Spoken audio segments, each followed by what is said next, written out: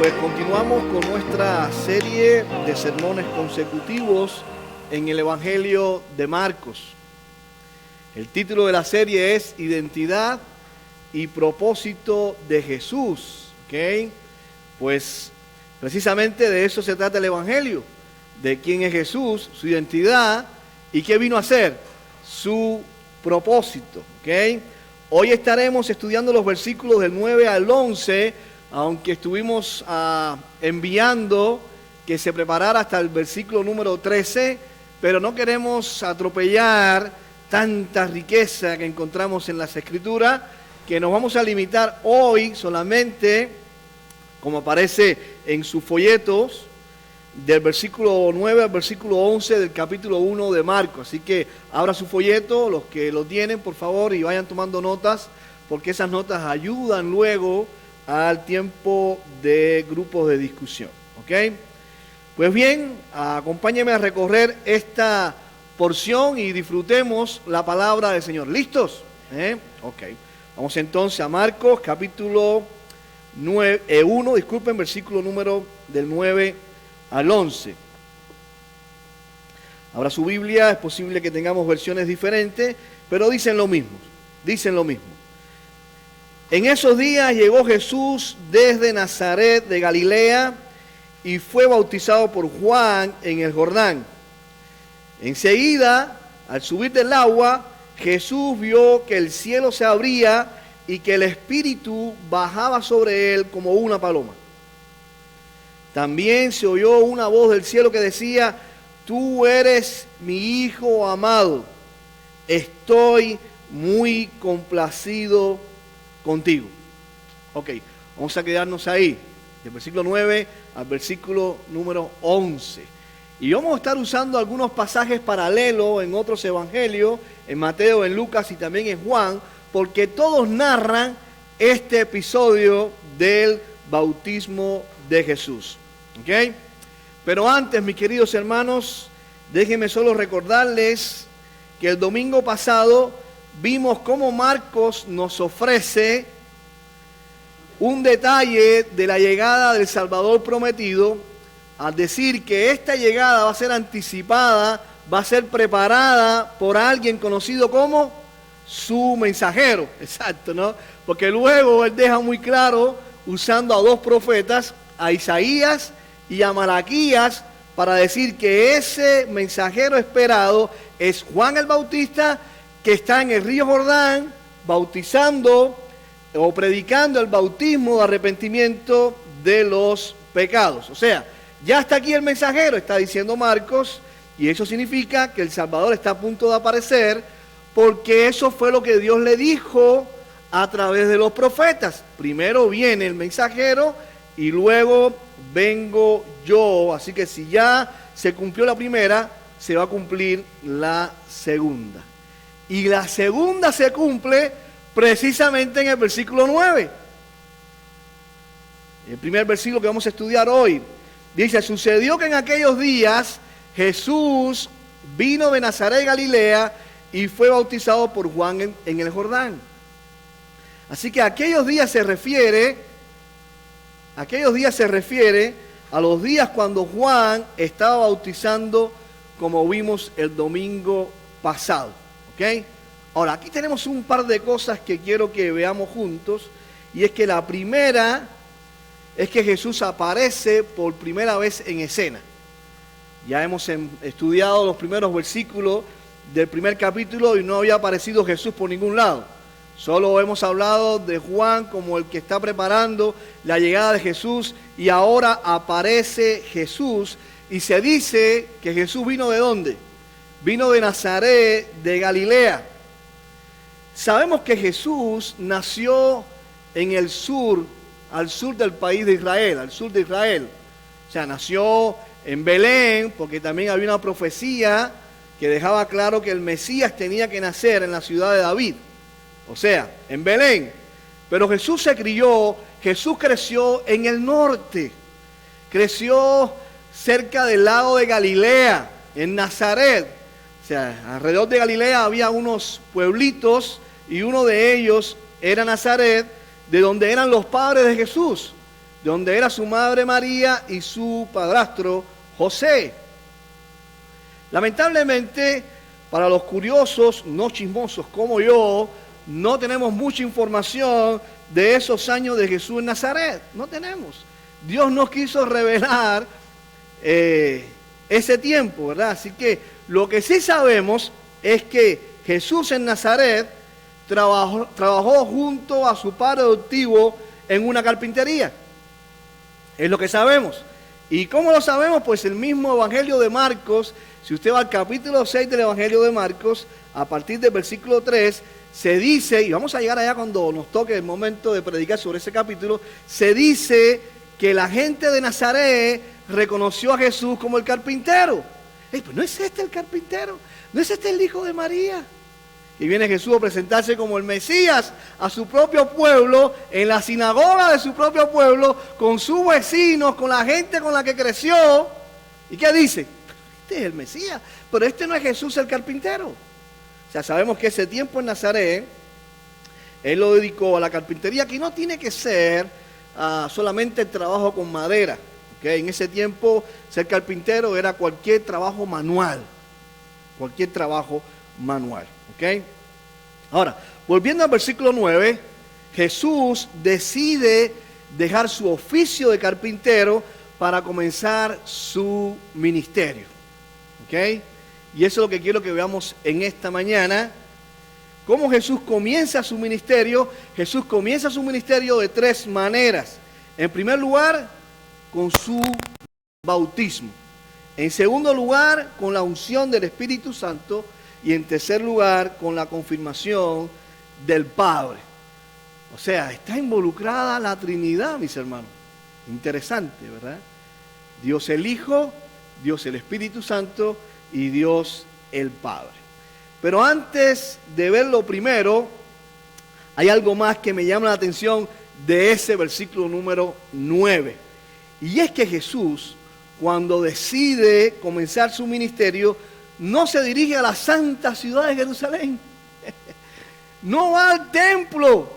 Caramba, por lógica uno esperaría que Jesús comenzara por ahí. ¿Por qué? Porque ahí están los sacerdotes, mis hermanos.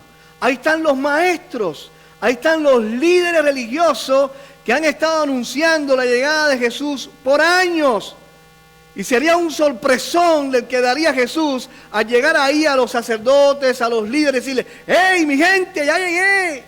Soy yo, el Mesías, el que ustedes estaban esperando. Vamos, celebremos. Pero no.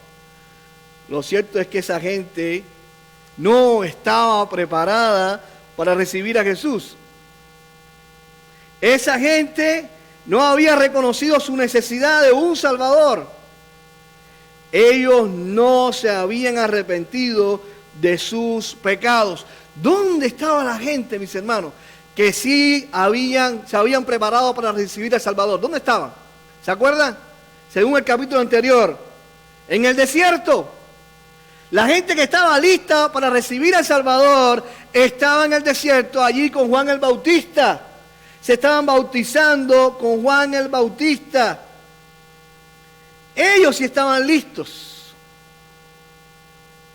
Los que habían reconocido y aceptado la mala noticia, solo ellos estaban listos para recibir la buena noticia.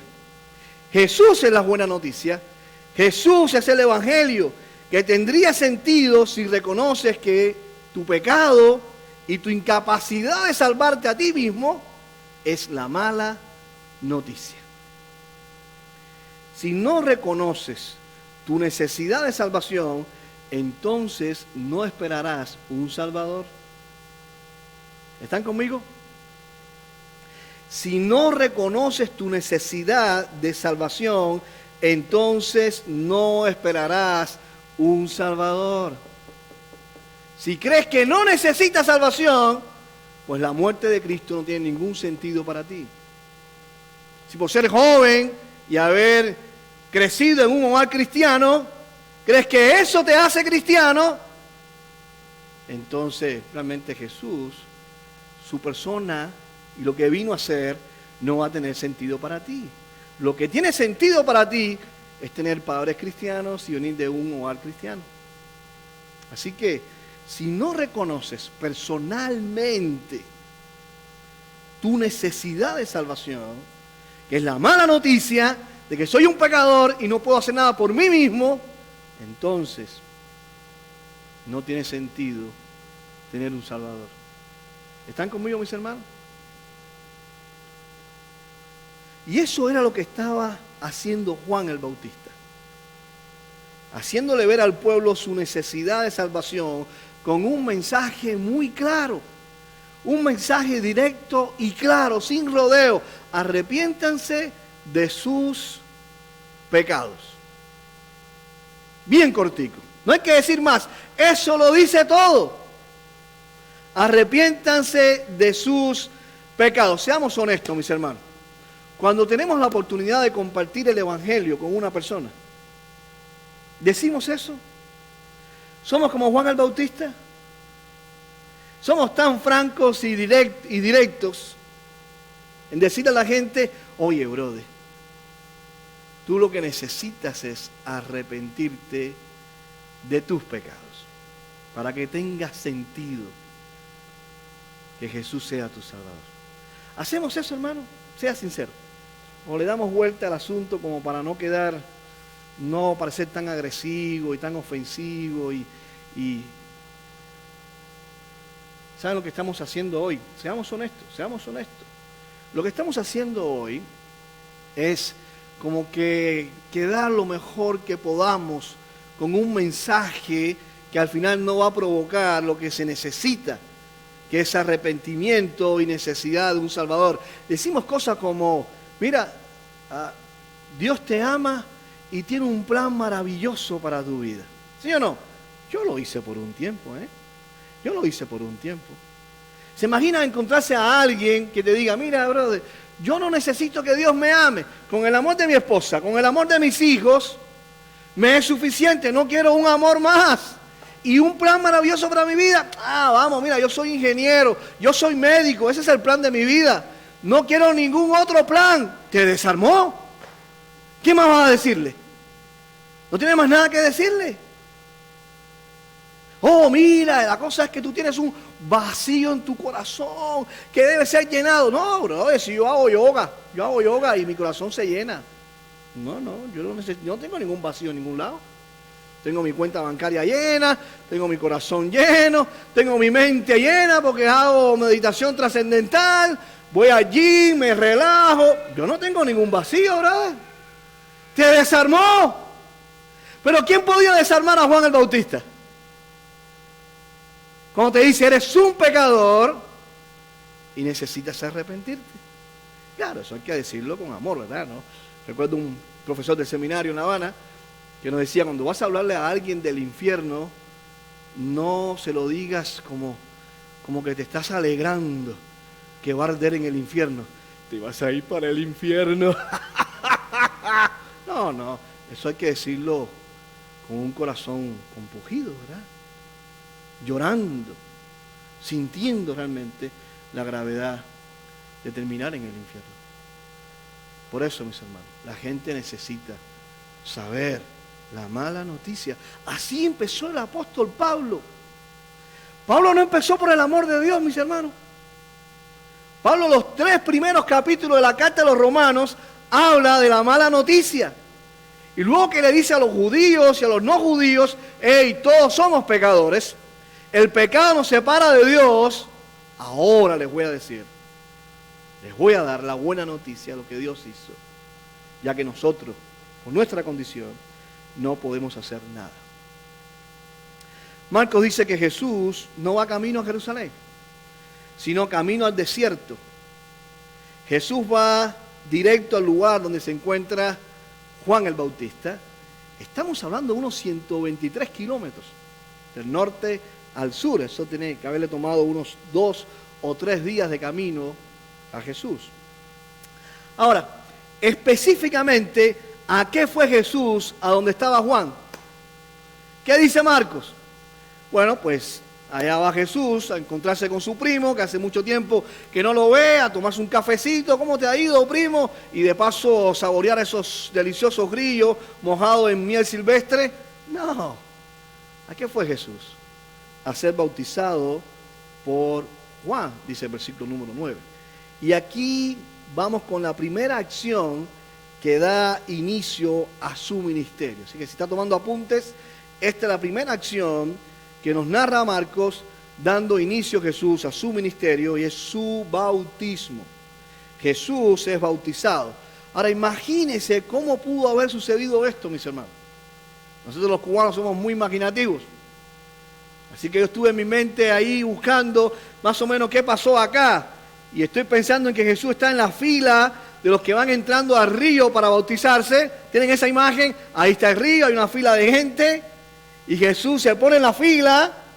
Y cuando le toca su turno y lo ve Juan, ¿qué piensa Juan? Jesús no debería estar en esta fila. ¿Por qué Jesús no debe estar en la fila? Bueno, recordemos que Juan predica ¿qué cosa? ¿Un bautismo de qué?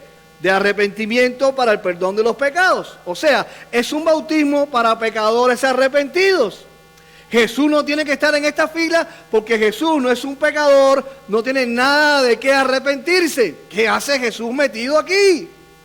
Bueno, tal vez Juan pensó, claro, no es que yo voy a bautizar a Jesús, sino Jesús viene a bautizarme a mí. Ahora es mi turno. Yo estaba bautizando y ahora Jesús viene a bautizarme a mí. Quizás Juan está pensando eso. Entonces cuando Jesús llega, Jesús me va a decir, hey primo, pues vamos, te toca a ti ahora, ¿verdad? Así que quítate ese traje de pelo de camello, que no sé cómo aguantas el calor aquí en el desierto con ese traje, que te voy a bautizar. Pero no, para sorpresa de Juan, Jesús no le dice, vamos Juan, que te voy a bautizar. Le dice, Juan, bautízame. Bueno, y esa parte no me la estoy imaginando yo, ¿eh? Esa parte aparece en Mateo 3:14. O sea, un pasaje paralelo nos da ese detalle. Dice, pero Juan, miren esto que interesante. Juan intentó convencerlo de que no lo hiciera. Jesús, no venga para que yo te bautice. No tiene sentido para ti que yo te bautice. Esto está al revés, Jesús. Tú tienes que bautizarme a mí, no yo a ti. ¿Lo ven ahí? Yo soy el que necesita que tú me bautices, dijo Juan. Entonces, ¿por qué vienes tú a mí? O sea, Juan lo dice con cara de asombro. Yo necesito ser bautizado por ti. Y tú me dices que te bautice. ¿Se imagina? Tal vez Juan se le acerca a Jesús al oído y dice, hey primo, no conviene que hagamos esto. Porque la gente va a creer que tú eres un pecador más, que te estás arrepintiendo. No van a creer que tú eres el Mesías, que tú eres el Salvador, porque el Mesías no tiene pecado, el Salvador no tiene pecado. Ahí como que, ¿ves? Intentó convencerlo. Primo, no. Bueno, no sé si fue tanto así, pero quiero imaginarme ese convencimiento. Ahora, ¿por qué Jesús insiste, mis hermanos? ¿Por qué Jesús insiste en que Juan lo bautice? La respuesta la da el mismo Jesús. Miren, no queremos dar nuestra opinión, ¿ok? La respuesta la da el mismo Jesús en el versículo número 15, el que le sigue. Pero Jesús le respondió, deja ahora, porque así conviene que cumplamos toda justicia. Cumplir toda justicia, escuche bien, significa que si el bautismo es algo justo, que si el bautismo es algo correcto, si el bautismo es aprobado por Dios, Cristo lo va a hacer. Porque Cristo vino para cumplir la perfecta voluntad de Dios. Cristo vino para hacer todo lo que a Dios le agrada. Todo lo que para Dios es justo, Jesús lo va a hacer. O sea, en otras palabras, Jesús le está diciendo a Juan, tú tienes toda la razón, primo. Yo no debería ser bautizado por ti ni por nadie. Pero debemos hacerlo no por causa de mi pecado, yo no tengo pecado, sino por los pecadores arrepentidos. ¿Escuchó eso?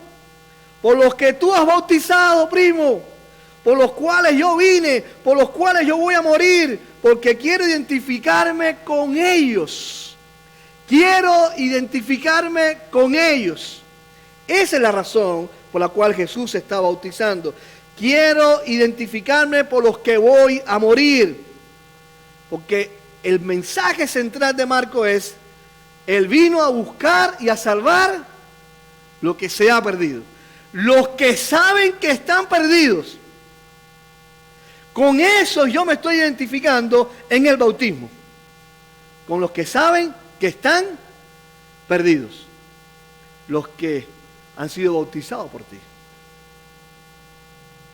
Mire, mis hermanos, si usted reconoció que es un pecador y se arrepintió de sus pecados, Jesús pensó en usted mientras estaba siendo bautizado. Su nombre estuvo en ese lugar del Jordán. Allí su nombre vino a la mente de Jesús. ¿Qué les parece?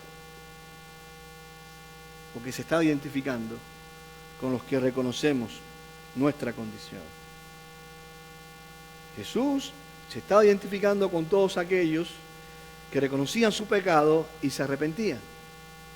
Jesús vino a salvar a esos pecadores arrepentidos. Yo vine por ustedes, por los que se prepararon para mi venida. No necesito bautizarme, pero me identifico con los que lo hicieron. Sigamos con el pasaje. Vamos ahora al versículo número 10. ¿Qué sucedió? Al momento que Jesús fue bautizado por su primo Juan el Bautista, dice que inmediatamente, al salir del agua, vio que los cielos se abrían y que el Espíritu descendía sobre él como una paloma. ¿Ok? Como una paloma. No es que el Espíritu Santo sea una paloma. ¿Ok? Como una paloma. Y eso pasó una sola vez. No encuentras eso en ninguna otra parte de las Escrituras. O sea, no es normativo. No es que usted tiene que esperar que venga una paloma para saber si el Espíritu está sobre usted, si usted es lleno del Espíritu. Eso puede confundir a mucha gente, ¿no? No sé si ustedes saben, los que les gusta la historia, que en el año 59, cuando Fidel Castro dio su primer discurso triunfal en La Habana, se le posó en el hombro una paloma blanca. Búsquelo para que vea.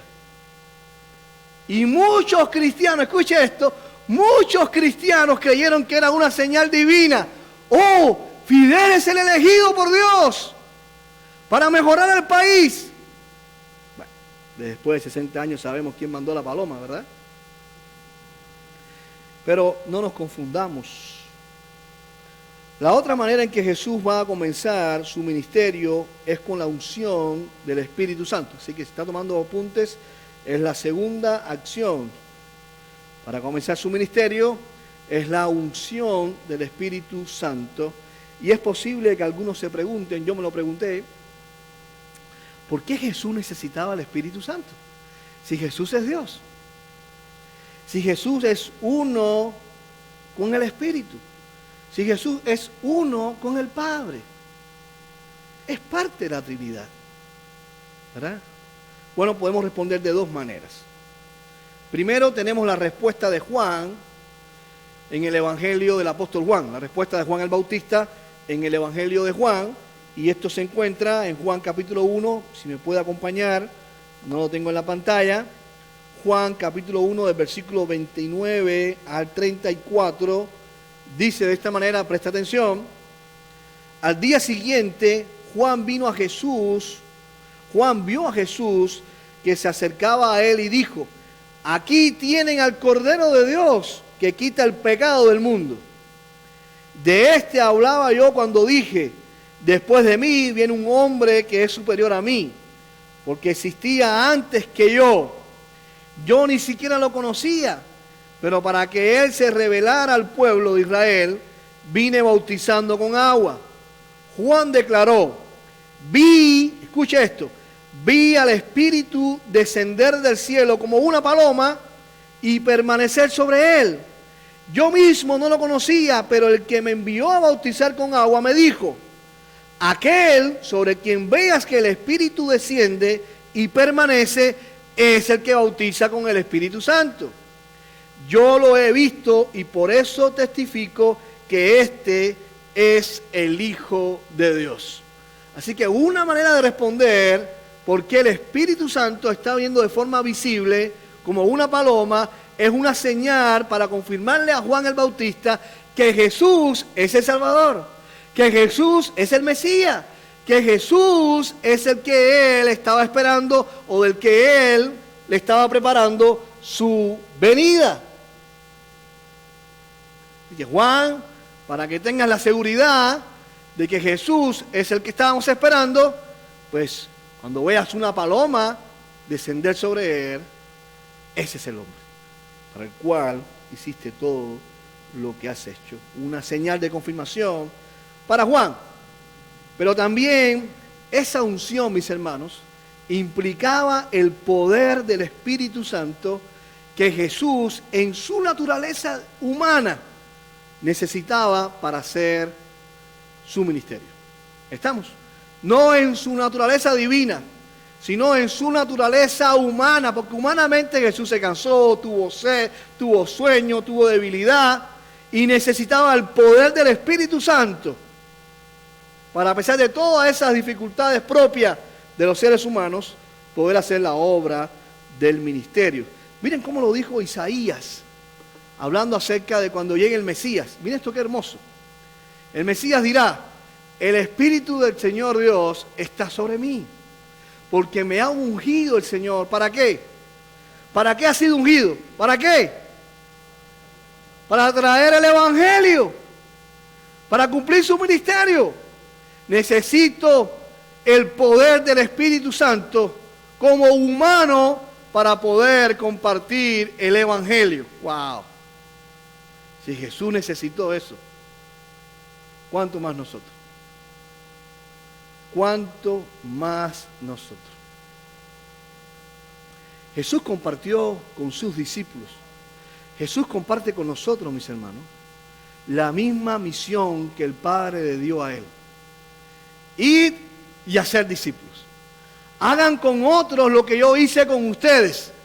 Pero fíjense, esa misión divina no se puede hacer con el poder humano. Por eso luego en Hechos 1:8, ¿qué le dice?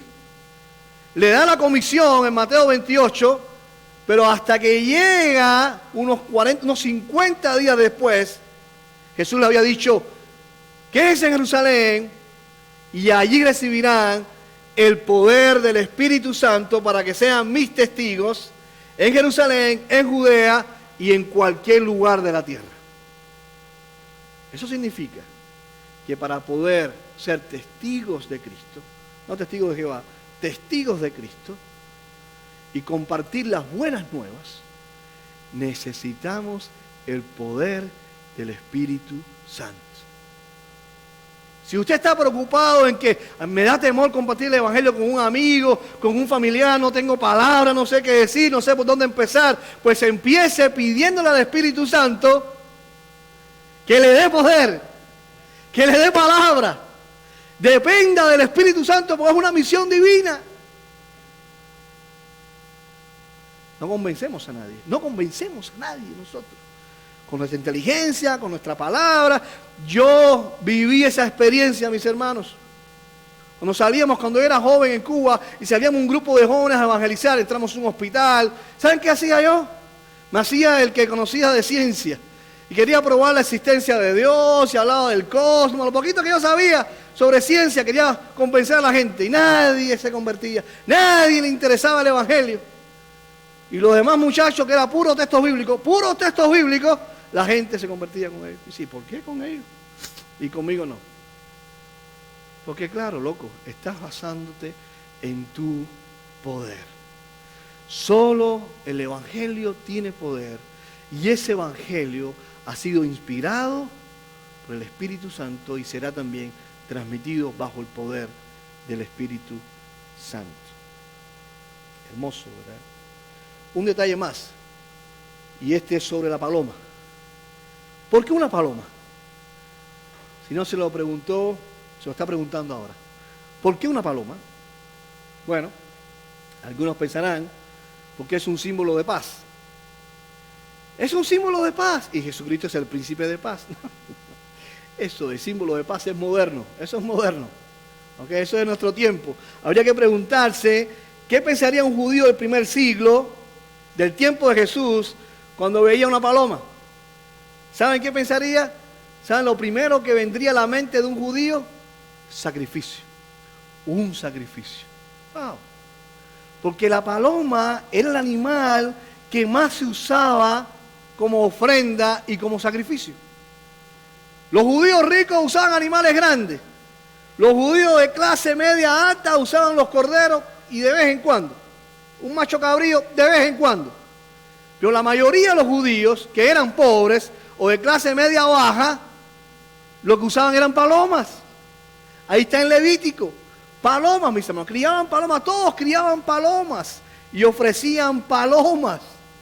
Por eso, lo más seguro es que cuando veían la paloma, cuando vieron la paloma descender sobre Jesús, están pensando en sacrificio. Así que sabiendo a lo que Cristo venía, a dar su vida en rescate por muchos, entonces la paloma, escuche esto, la paloma era un claro recordatorio de la necesidad de que uno fuera el sacrificio por el pecado. Wow. A mí me estrujó el corazón esto. Él era el sacrificio. Hermano, Jesús estaba siendo ungido para la muerte. Él fue ungido para hacer un sacrificio. El Espíritu Santo vino sobre él para recordarle quién es. El Espíritu Santo vino en forma de paloma para recordarle a Jesús, ¿sabes quién tú eres? El Cordero de Dios, tú eres el sacrificio. Esa es tu identidad. Y para recordarle su propósito, ¿a qué viniste? A quitar el pecado del mundo. Como dijo Juan, es aquí el Cordero de Dios, su identidad, que vino a quitar el pecado del mundo, su propósito. Es hermoso. Por eso escogimos ese título para el Evangelio, para la serie, Identidad y propósito de Jesús. En todo el Evangelio aparece exactamente eso. Y por último, vamos a la confirmación del Padre. Jesús también comienza su ministerio con la confirmación del Padre. El último versículo que veremos es el versículo 11. Y vino una voz de los cielos que decía, tú eres mi Hijo amado, en ti me he complacido. Wow. ¿Están conmigo acá, sí o no? ¿O están dormidos? ¿No? ¿Están despiertos? Ok. Me llama mucho la atención, mis hermanos, el hecho de que esa frase está en pasado. ¿Lo notó? En cuanto lo leí, está en pasado. En ti me he complacido. Es como que Jesús miró para atrás los 30 años que ha vivido Jesús hasta ese momento. Lucas nos da el detalle que Jesús tenía 30 años. Y el Padre está diciendo, como ha vivido mi Hijo amado, esos 30 años de su vida, desde que nació, desde que era un niño, en su adolescencia, en su juventud, todo lo que ha hecho me ha complacido. Me ha hecho sentir bien. Me ha agradado su vida. Una vida santa, una vida perfecta. ¿Qué padre no le gustaría decir eso? ¿Sí o no? Ese hijo no ha sido un dolor de cabeza. Para nada, no me ha traído ninguna dificultad. Me ha traído solamente alegría y alegría y alegría. Estoy complacido por este hijo.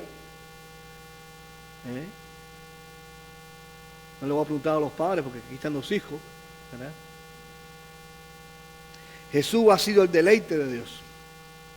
Imagínense.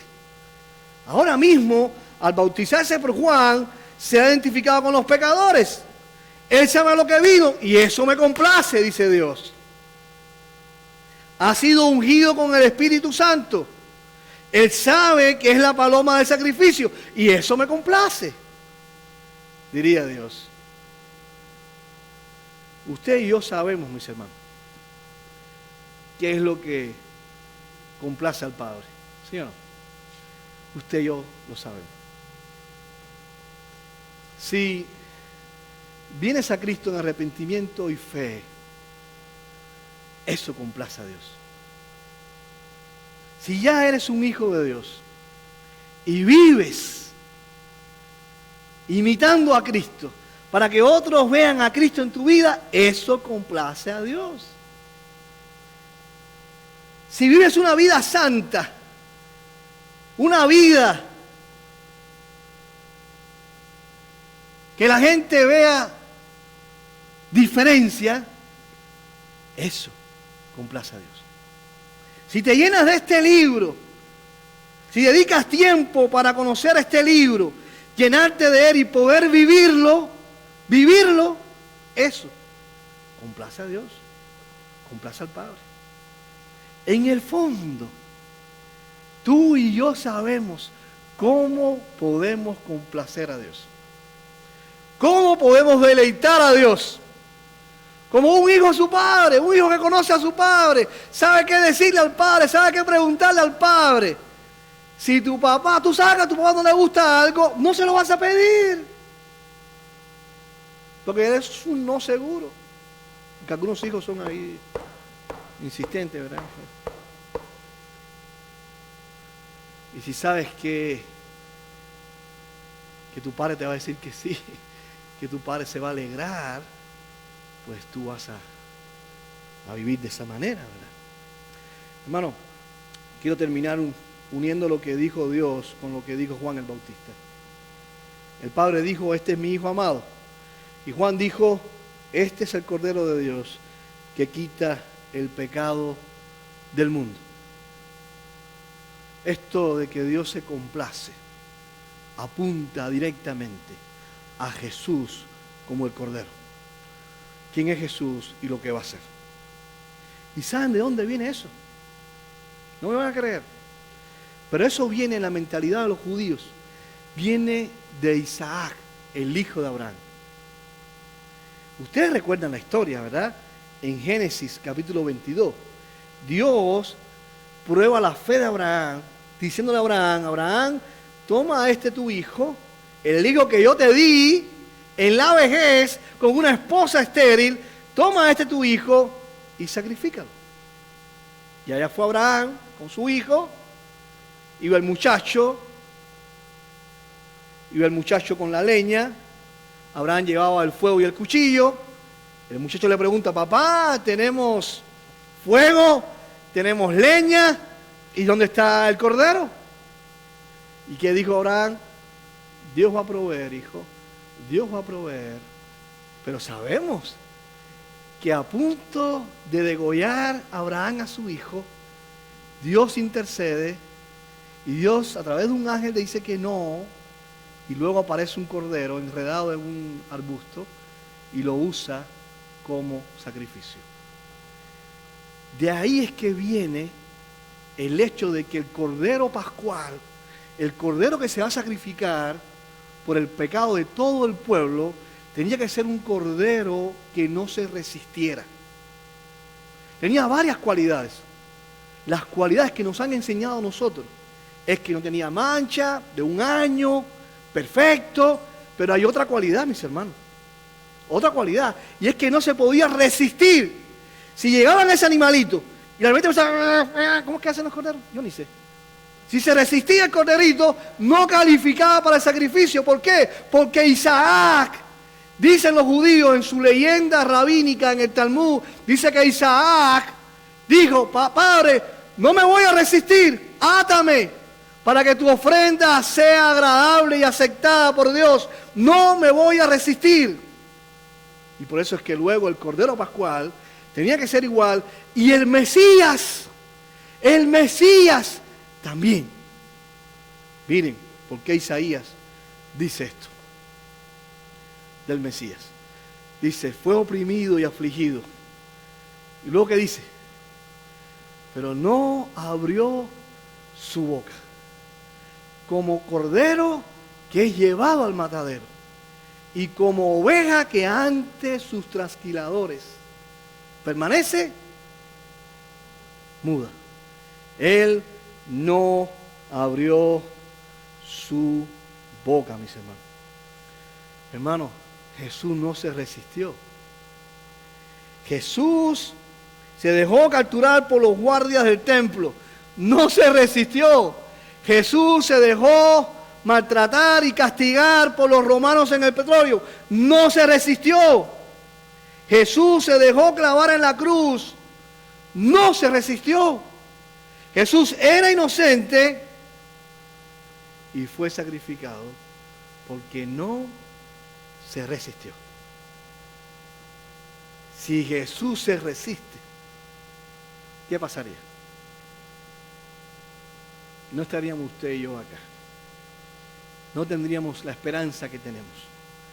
No tendríamos el cambio de vida que tenemos.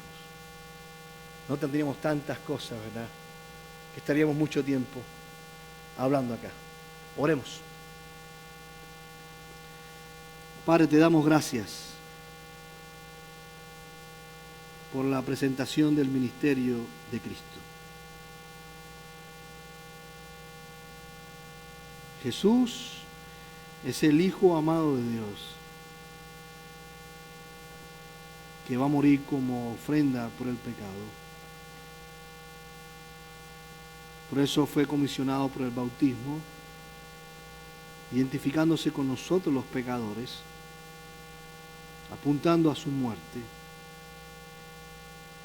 y siendo ungido por el Espíritu Santo para llevar a cabo esa tarea.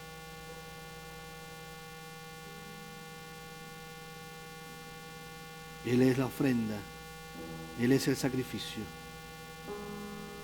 Y es un sacrificio digno, es un sacrificio aceptable que ha complacido al Padre. Gracias, Señor. Gracias, Señor, porque hemos sido salvados por Jesucristo nuestro Salvador. A ti la gloria, te alabamos. Te alabamos por ese gran amor, por esa gran misericordia que mostraste en tu Hijo Jesucristo, quien comenzó su ministerio, como hemos visto hoy, Señor, y que luego terminó sin resistirse en una cruz, trayéndonos salvación y reconciliación contigo. Ayúdanos, Señor. Ayúdanos a tomar esto en serio y a compartirlo con otros, a decir la verdad del Evangelio, creyendo en el poder, en tu poder, y siendo guiados por el Espíritu Santo. Que esta semana, Señor, podamos tener la experiencia de compartir quién es Jesús y qué vino a hacer con otros. Bendice tu iglesia. En el nombre de Jesús. Amén.